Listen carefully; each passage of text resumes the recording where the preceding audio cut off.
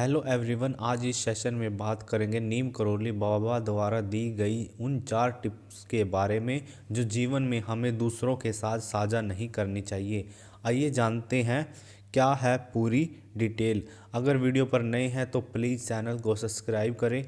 नीम करोली बाबा का नाम आज भी उनके चमत्कारों की वजह से गूंजता है। उनका जन्म उत्तर प्रदेश के अकबरपुर गांव में सन 1900 के आसपास हुआ था। लोग उन्हें बजरंगबली का अवतार मानते थे।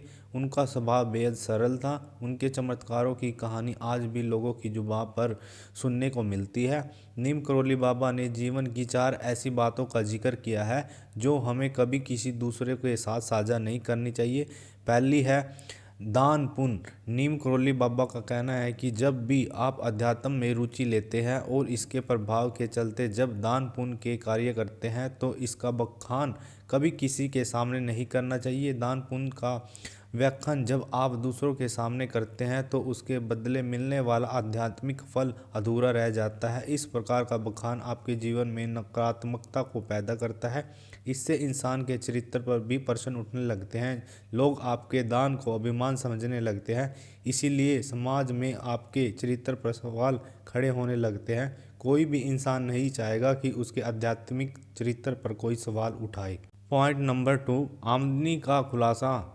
नीम करोली बाबा का कहना है कि इस इंसान को अपनी आमदनी का जिक्र कभी किसी के सामने नहीं करना चाहिए। इससे लोग आपके स्तर को आंकना शुरू कर देते हैं। दूसरा, इससे आपके पास जमा राशि पर लोगों की बुरी नज़र पड़ने लगती है, जो कि व्यवसाय या कार्य क्षेत्र के लिए बिल्कुल अच्छा नहीं है।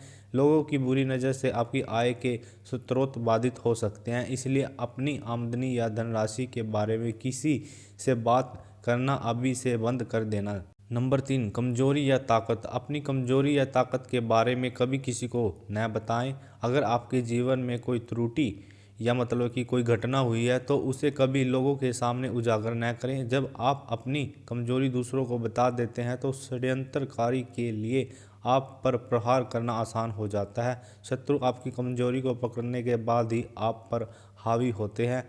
ऐसे में आपकी पराजय लड़ाई से पहले ही सुनिश्चित हो जाएगी। इसीलिए अपनी कमजोरी कभी किसी को न बताएं।